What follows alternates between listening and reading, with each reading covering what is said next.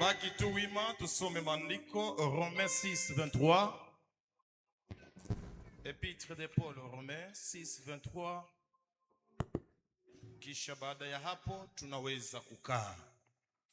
Romains 6:23.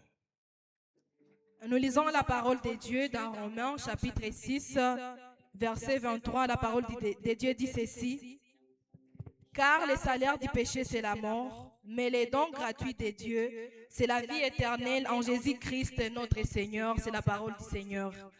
Kwa maana mshahara wa dhambi ni mauti. Nasoma kitabu wa Roma sura ya 6 Glory to God. mstari wa 23, inasoma katika jina la Yesu Kristo. Amen. Kwa maana mshahara wa dhambi ni mauti, bali karama ya Mungu ni uzima wa milele katika Kristo Yesu Bwana wetu. Amen. Que Dieu bénisse nos lecteurs. Mnasoma mzuri, Mungu awabariki. Unaweza kuikala na kadiri unaikala ikalia mbaraka zako. Kadiri unaikala ikalia mheshima yako, ikalia pia mundoa yako. Bajene alo ikalia pia mundoa yako. Bashomera alo ikalia pia mkazi yako. Amen. Haleluya. Tutangulize na shukrani kwa Mungu. Na tuseme shukrani kwa Mungu ambaye ametupatia nafasi hii kuwa kwenye madhabahu yetu ya Seremo. Ninatoa pia shukrani kwa baba mzazi Reverend Pasteur Moïse ambaye ametulea siku za kutosha. Na karibuni sasa miaka 7, miaka 6.5 tulikuwa tufike kuseremo, lakini Mungu ameruhusu leo tufike. Amen. Tunashukuru mama mzazi mwenye sasa tuko tunafanya hapa louange, kunaomba kwa ajili yako na kwa ajili yangu na kwa ajili ya kazi ya leo. Mama, Mungu akubariki. Mama ni collègue de service, tulipanda milima pamoja, tukakula majangwa pamoja. Kuna siku mvule metuponda kumlima na tuko naye. Ilianzaka kwa malaika wenye wako nao sio kama ni desordre, kama ni malaika wa nini. De 9h à 13h mvule iko nanyesha. Na shi tukaisingia tukasema tutatoka hapa mpaka saa. Sonia kompange mpaka saa. Mungu akubariki mama. Na shukuru wazee wangu. Mungu awabariki. Amen. Ni wazee wa hekima. Kuna mahali pia wametulea. Mungu awabariki wazazi. Waimbaji, Mungu awabariki. Mumeimba nyimbo zote. Mimi nakuwa muimbaji, nilikuwa nasema ndaimba, mimi mmeziimba zote. Bwana awabariki. Haleluya. Danse ya kwanza mwezi danse ilikuwa ni danse ya baba yangu Reverend Pastor Moïse.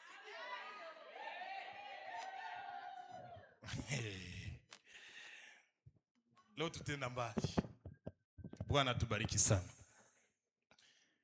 Karibu kwa kila mtu ambaye ameingia na Mungu ambariki. Sikuja mwenyewe, nilikuja na diacre moja wa kule kwangu, mahali ambako ninaongoza kanisa. Kanisa linaitwa Vallée de Grâce. Na nilikuja na shemasi iko pamoja na mie. Mnapenda tuseme mu français je sonne bien. Mais mkiswahili shemasi atasimama pia tusalimu mzee. Tulikuja pia na mtoto wetu mmoja kwa kunyuma, Rehema amesha kuwasalimu. Mungu ambariki. Bila shaka somo letu la asubuhi ya leo, utakamata kalamu uandike, bike yako andika faida ya kumtumikia Mungu. Amen. Le bénéfice de servir Dieu. Ziko faida katika kumtumikia Mungu. Yani uelewe kuwa hatukuje hapa sababu tunakosa kazi. Wengine huwa wanaingia mkanisa sababu hana vya kufanya. Mwingine anakuja kwa Mungu sababu wenda ni mgonjwa. Mwingine anakuja jua apate ndoa, apre kupata ndoa anaenda. Lakini wengine tunakuja na mpango ya kwenda mbinguni. Bwana Yesu atubariki sana. Na tunajua katika haya ziko pia faida za mwili tunapomtumikia Bwana. Haleluya. Bwana Yesu apewe sifa. na bila kukawa sehemu ambayo wasomaji wamesoma wanasema ziko faida kwa wale wanaomtumikia Mungu, lakini pia kuna faida kwa wale wanaotumikia dunia. Hatunenda sawa? Ziko faida. Kila kitu tafanyaka, amini kuwa matokeo iko. Siwe tunenda sawa kule nyuma? Kule nyuma mko mnatusikia? Wenye bako nje mko mnasikia? Mbona mtoshe sauti? Bwana Yesu atubariki. Kila kitu mwanadamu atafanyaka, amini kina matokeo yake. Ikuwe wizi iko na matokeo yake. Ukahaba iko na matokeo yake. Kumwimbia Bwana kuna matokeo yake. Kuwa shemasi mkanisa ina matokeo yake. Kwa hiyo tuseme kila kitu mtu anaweza kufanya, amini kuwa kuna matokeo. Unaruka kulungo usiku, kuna matokeo. Na basi tuseme kwa ajili ya faida hizi. Faida ya kwanza ya kumtumikia Mungu, ikiwa uko unaandika. Faida ya kwanza, Zaburi 111 mstari wa 10. Zaburi 111 mstari wa 10.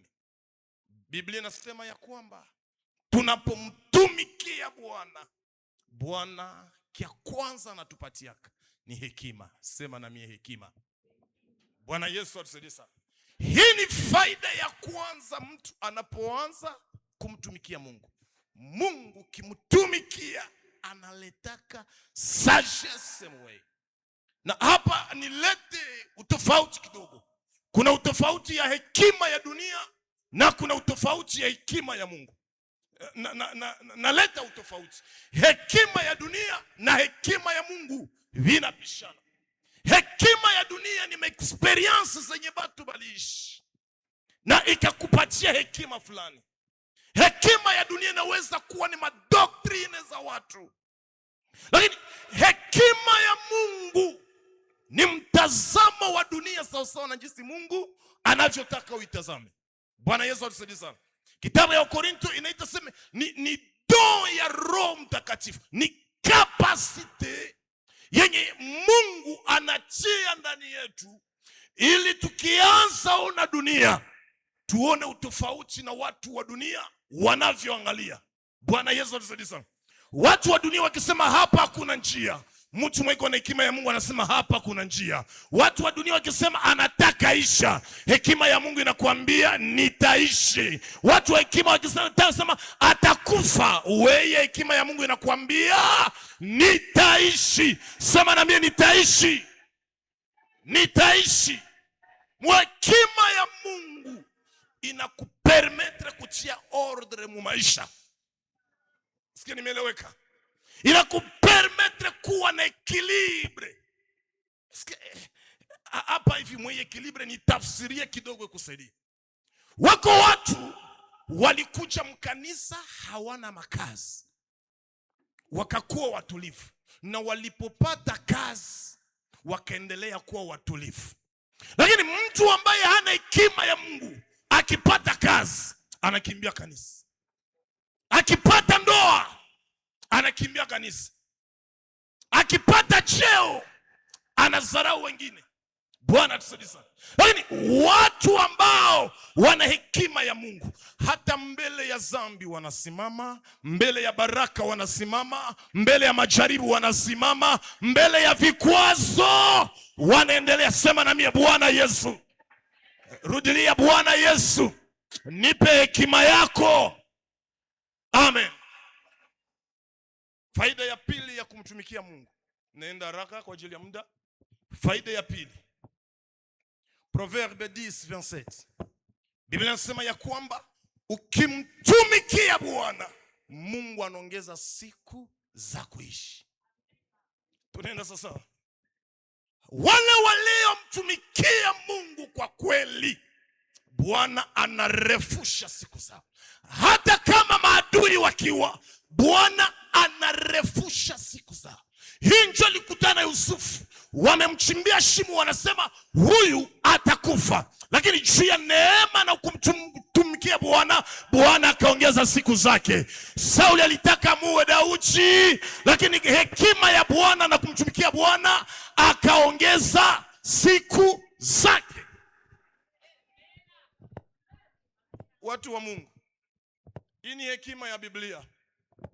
Hii ndio maana Biblia inasema ya kwamba Abrahamu akashiba miaka akalala, Daudi akashiba miaka akalala, Yakobo akashiba miaka akalala. Na itangaza kwa mtu mmoja aliyefika hapa asubuhi ya leo, Bwana aongeze siku zako za kuishi. Waliotabiri mauti na tabiri uzima juu yako, waliotabiri kumalizika na tabiri kuendelea, waliosema utazala na tangaza neema ya watoto. Kama ni yako utasema tena amen zaidi ya jirani yako.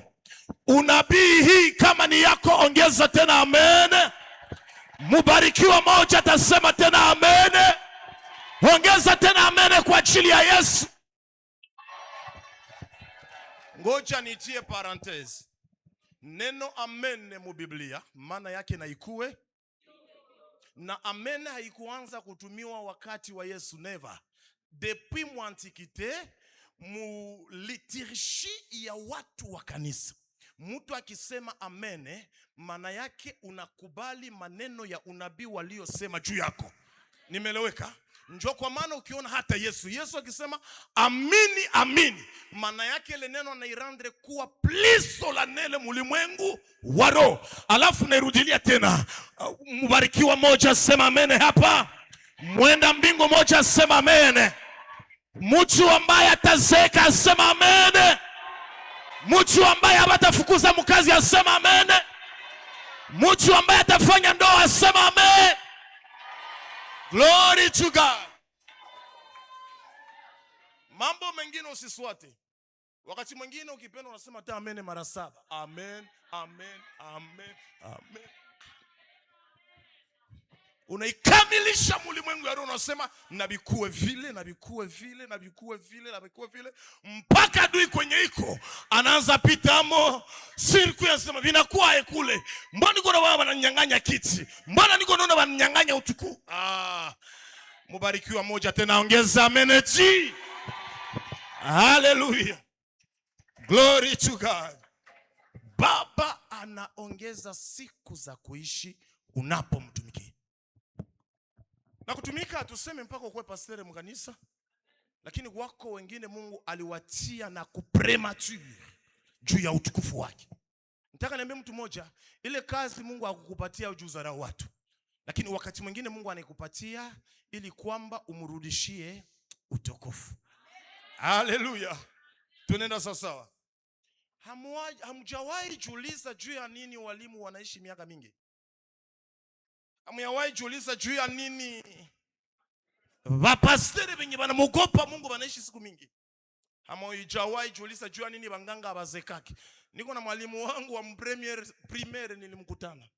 Nilimaliza masomo mu 2013, 2013 Kwinigoma. Lakini niliona mwalimu wa premier angaliki yote manake VIP sa banduku. Vinakuwa aba vie manakulaka nini? Au ni kusimama sana? Ni chaki ni nini?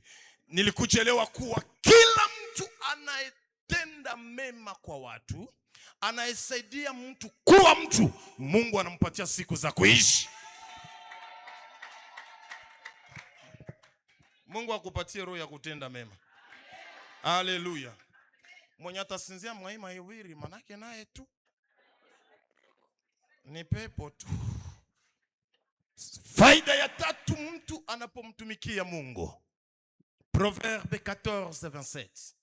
Biblia inasema ya kwamba tunapomtumikia Bwana nous devenons une source de vie. Tunakuwa chemchemu ya maisha kwa wengine. Halo. Tunapomtumikia Bwana tunakuwa chemchemu ya uzima kwa wengine. Wako watu wataishi kwa ajili ya maombi yako tu. Wako watu watafanya mandoa kwa ajili ya maombi yako. Wako watu watainuka kwa ajili ya maombi yako. Kuna mtu Mungu atasaidia mjamaa yako juu ya maombi yako. Sababu gani? Vous devenez une source de vie. Alo. Nataka niongee na mtu wa imani. Esko unajua kama maombi yako inaweza ponyesha inji? Esko unajua kama maombi yako inaweza leta uzima mwa quartier? Siku moja nakumbuka Abraham, Genese 17 na waza 18 hivi, anapokea wageni. Kumbe ni Mungu mzima amepokea. Sikia historia. Biblia inasema ya kwamba walikuwa wako wanaenda lunguza Sodomo na Gomora. Alafu ubishi kaanza kati ya Abraham na Bwana. Abraham akamwambia, mzee, kule kukakuwa watu 50 person. Je, utaharibu Sodomo na Gomora? Mungu akasema siwezi kuharibu. Abraham akawatafuta, akawakosa. Akarudia kwa Mungu akamwambia, mzee, kukakuwa 40 person utalunguza? Aseme sitalunguza. Akawatafuta, akawakosa. Akashuka mpaka 10. Abraham akaexagere mpaka 5. Je, kukakuwa 5 person wanaokogopa wewe Mungu? Je, utalunguza Sodomo na Gomora? Mungu akamwambia siwezi kulunguza. Na bale wa 5 akawakosa. Nataka niambie mtu mmoja hapa, kwa ajili yako nyumba yako inaweza kupona. Kwa ajili yako jamaa lako linaweza kupona. Kwa ajili yako Mungu anaweza kuponya hii mji.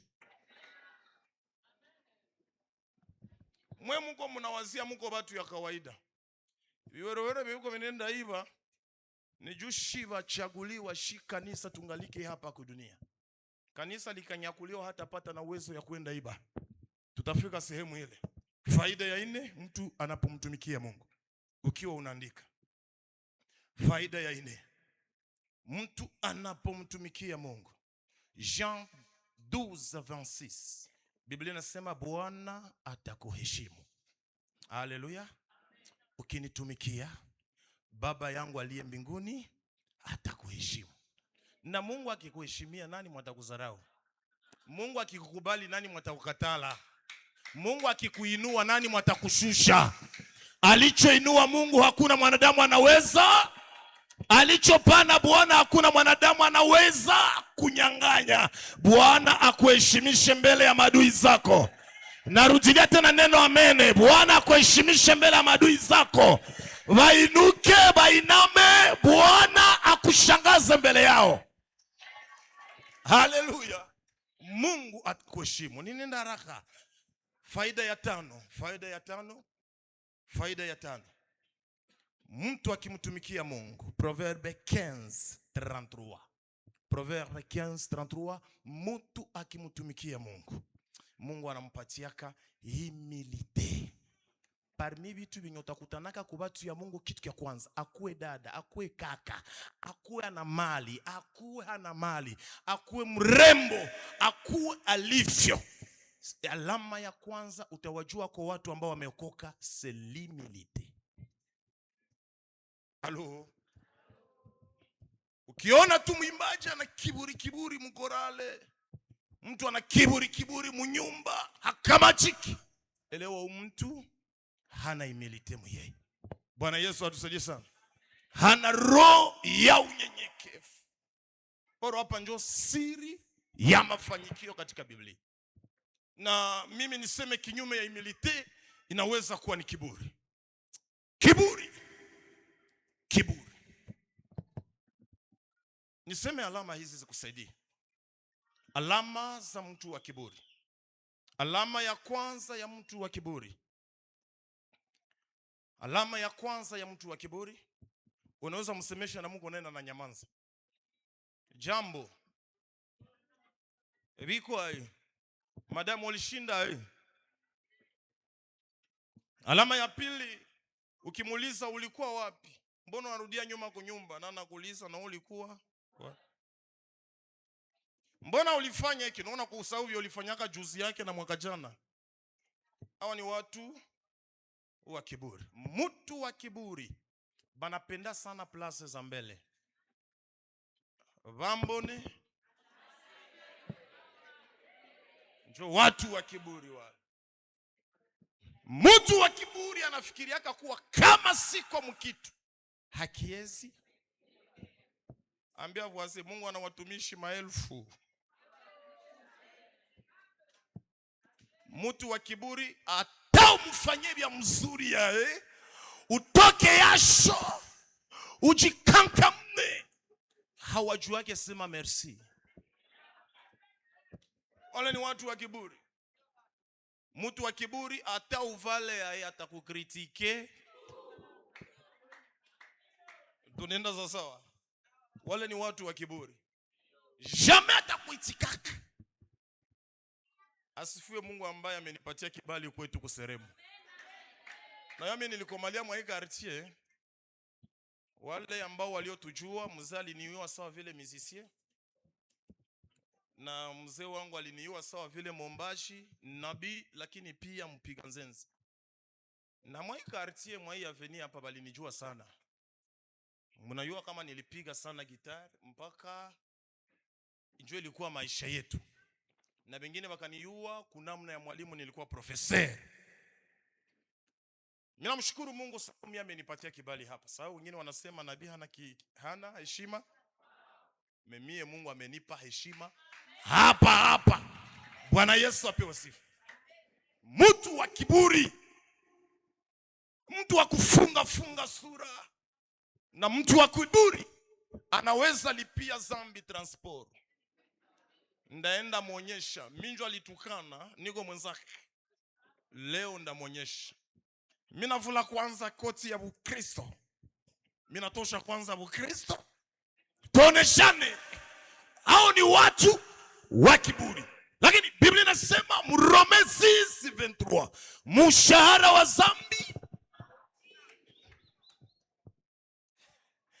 na karama ya Bwana ni uzima katika Yesu Kristo. Nataka niongee kidogo kwa ajili ya uzima hapa. Nataka niongee kidogo kwa ajili ya uzima kisha tumalizie pale. Bwana Yesu apewe sifa kule nyuma. Tunakuwa tunasema tu amene. Kumsoki sema amen, anasifiwa mwako, anasifiwa na mkazi yako, anasifiwa na kwa watoto yako, anasifiwa na mubiashara, anasifiwa na muvoyage, anasifiwa na murelation. Haleluya. Amen. Nifuate hapa mzuri. Kisha kunyakuliwa kwa kanisa. Nyakati tunazoziishi kwanza tuanzie hapo. Ni nyakati za siku za mwisho. Na kipindi ya unabii ambayo tunayoishi ni nyakati za kuja kwa Yesu au kunyakuliwa kwa kanisa. Na alafu Biblia inasema kisha kanisa kunyakuliwa, nabii Antichrist ambaye wanamuita mnyama ataingia kwa kazi. Kwa hiyo tuseme kisha kanisa kunyakuliwa kuna kuja maposho 17 za Daniel au 70 semeni ya Daniel, na hii inaitwa miaka 7 ya ziki kubwa kudunia. Miaka 7 hii inagawanyika mara pili, 3 mnyama anatumika kwa nguvu mpaka mwele 3 anapata majeraha, karibuni na kufa, anaenda mpaka kuzimu. Alafu Biblia inasema ya kwamba atafufuka na dunia yote watashangilia.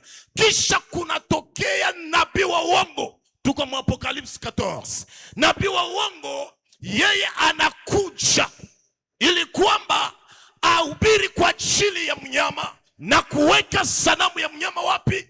Pahali patakatifu pa Bwana, kwa sababu hekalu litakuwa limejengwa. Na hapo ndipo Biblia inasema ya kwamba mtakapoona chukizo na uharibifu linaingia patakatifu pa Bwana, jueni ya kwamba Bwana anakuja. Na Yesu mara ya kwanza atashuka, ataishia wapi? Mawinguni. Kitabu ya Wathesalonika wa kwanza 4:16 Biblia inasema kwa baragumu ya yule malaika mkubwa kufumba na kufumbua, kanisa litafanya nini? Litanyakuliwa. Na wa Filipi Yesu anasema kuko site, kuko muji wameisha kutuandalia ambako Wakristo watakuwa. Kisha alafu tunaanza sasa miaka 7 ya ziki kubwa. Ile miaka 7 ya ziki kubwa itamalizika na vita wanaita vita ya Armageddon. Sema na voisin, Armageddon. Vita hii itamalizika na vita ya Armageddon, ama miaka 7 hizi zinamalizika na vita ya Armageddon, na Yesu mwenyewe atashuka kuja kumaliza vita ile. Tuko mu Apocalypse 16. Biblia inasema alienda kama vile mwana kondoo, lakini atarudi kama, na anashuka kumlima wa Sinai, watu wote watamuona. Bwana Yesu atusaidie. Kisha kushuka Yesu amemaliza miaka 7 hii ya ziki kubwa kudunia. Biblia inasema kutakuwa karamu ya kwanza, kutakuwa recompense ya bibi harusi na waalikwa. Haleluya. Recompense ya bibi harusi na waalikwa. Uliza voisin, utakuwa mwalikwa, utakuwa bibi harusi?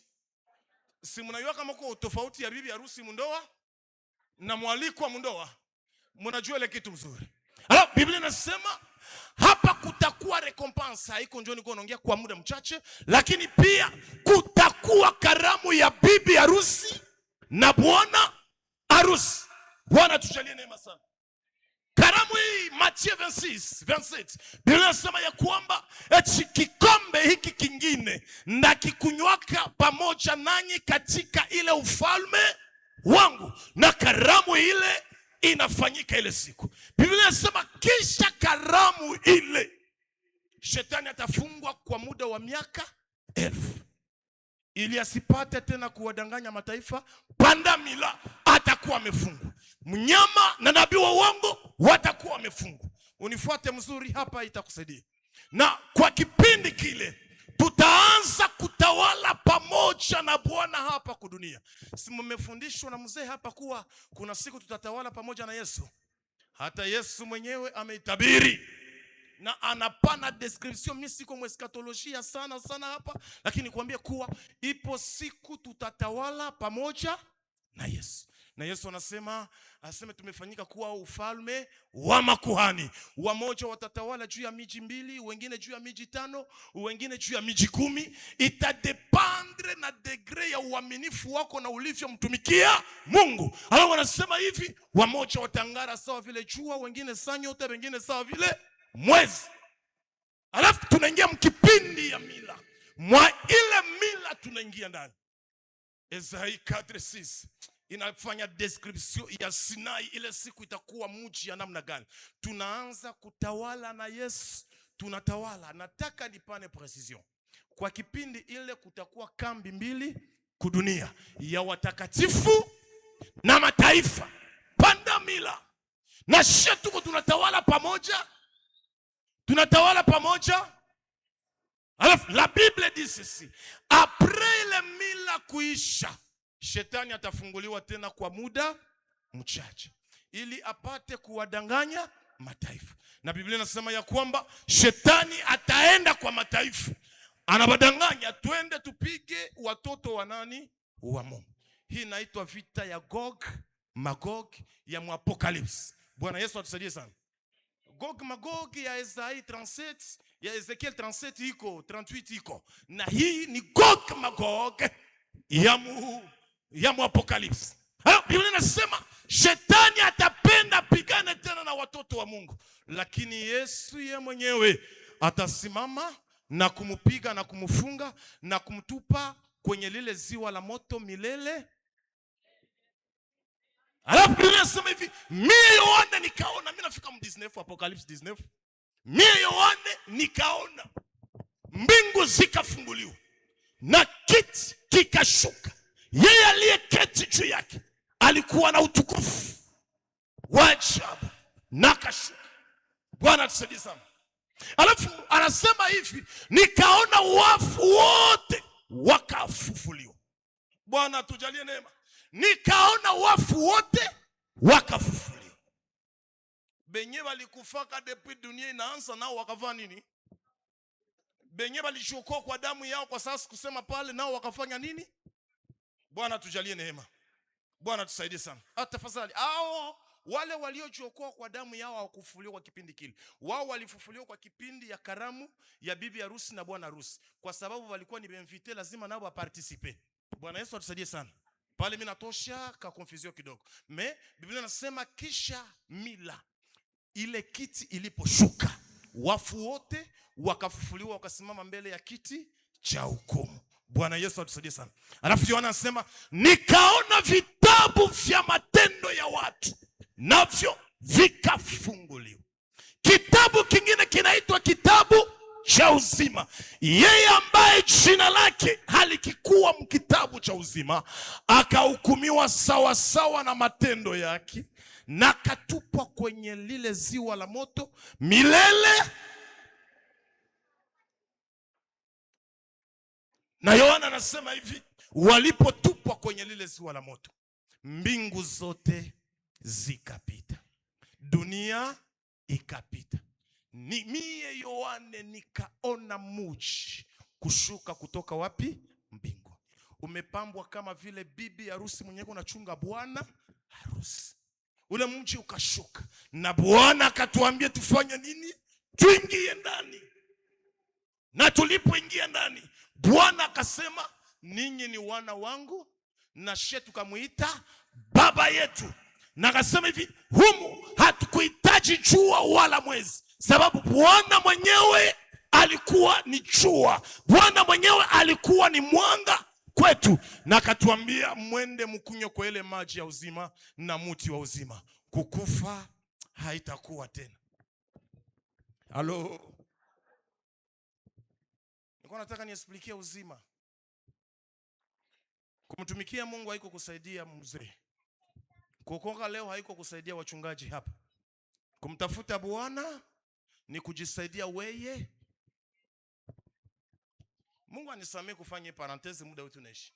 Vous savez où vont? Munajua wapi ambako wale wanaokufa wanaendaka? Biblia inatofautisha fasi mbili mtu akikufa anaendaka. Fasi ya kwanza, mtu akikufa katika Yesu Kristo, Biblia inasema analala tu na anaenda paradiso. Lakini wale wafao katika dhambi wanaanza mateso yao pale.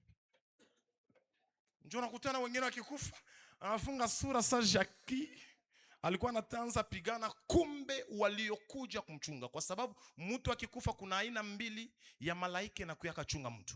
Ukikufa katika Yesu Kristo kuna kuyaka malaika wa kupeleka mpaka paradiso.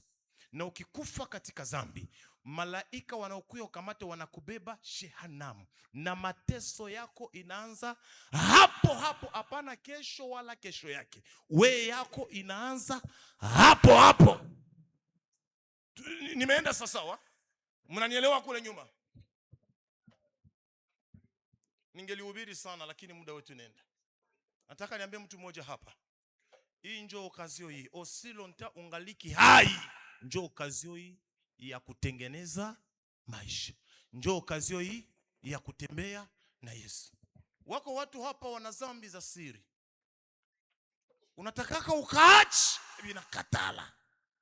Okazio hii ya kuombewa leo. Bwana Yesu atusaidie sana. Mtu ni mwimbaji lakini ni mlevi.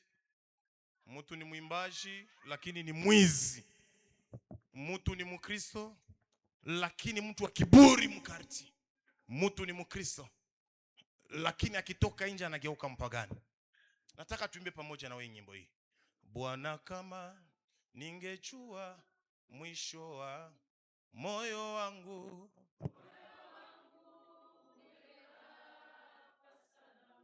wala kama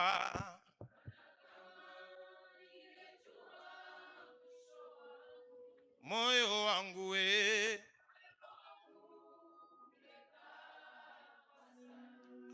nitakuwa wapi? Nitakuwa wapi? Oh, nitakuwa wapi?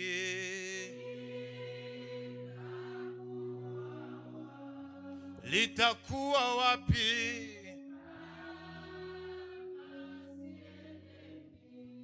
Rudilia maneno yao pamoja na mimi, sema Bwana Yesu, mimi nakuja mbele zako. Kuna mahali nilipungukiwa, kuna mahali nilienda mbali na wewe. Mimi naomba unisamehe. Karibu kwa maombi dakika moja tu. Ambia Bwana nisamehe.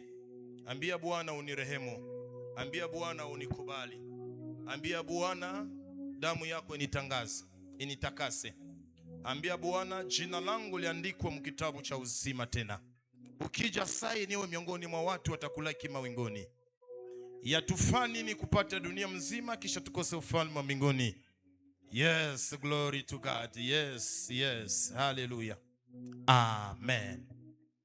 Hatua yetu ya pili katika somo letu.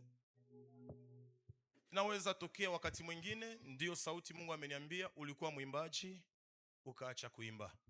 Ulikuwa ka intercessor ukaacha kuimba. Ulikuwa mtumishi kanisani ukaacha kuimba, ukapungukiwa tu juu ya shida za dunia.